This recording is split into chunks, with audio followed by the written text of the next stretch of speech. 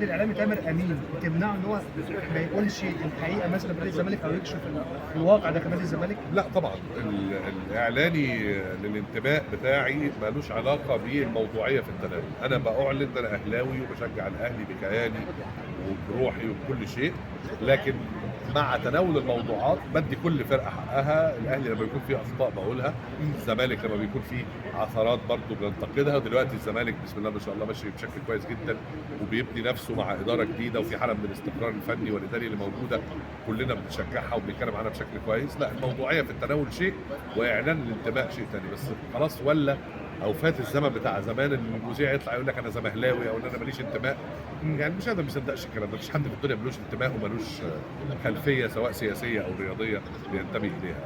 نادي الزمالك معروف بالازمات والكوارث في الفترات الاخيره على المستوى الاداري، شايف الاستقرار الاداري مع مجلس حسين لبيب هيهدد مسيره النادي الاهلي في البطولات المحليه والافريقيه؟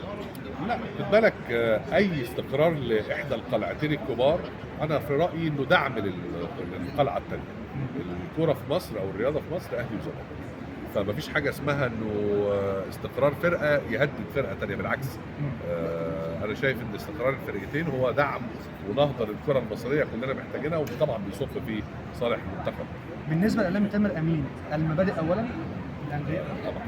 ما رايك في صفقه امام عاشور اذا؟ ايه علاقه صفقه امام عاشور بالمبادئ؟ ان امام عاشور يعني مفيش كلام من ده. فيديو معروف. الكلام اللي انتوا بتتكلموه ده ينفع في الستينات والسبعينات. مفيش حاجه اسمها مبادئ في زمن الاحتراف. مبادئ ده له علاقه بالاخلاق، له علاقه بالالتزام، له علاقه بالالتزام بالقانون واللوائح والايه؟ الاخلاق.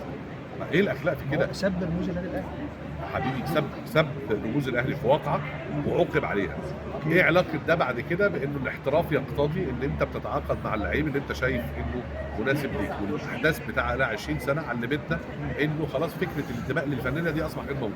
من ايام رضا عبد العال وحسام حسن زمان خلاص الفكره دي مش موجوده، بدليل ان انت شفت رونالدو من ريال مدريد بيروح لمانشستر، من مانشستر بيروح السعوديه.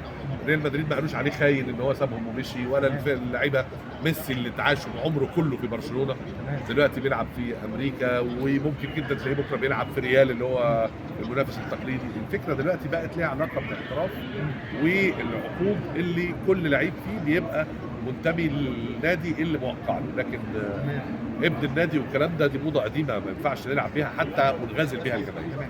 لو هنتكلم على الانضباط يا استاذ تامر، يهمك اللاعب اللي يجي الاهلي مثلا يكون منضبط اخلاقيا وسلوكيا خارج الملعب، ولا يكون فنيا والاهلي هو اللي يقومه؟ وهنا بتكلم بالتحديد عن احمد فتوح.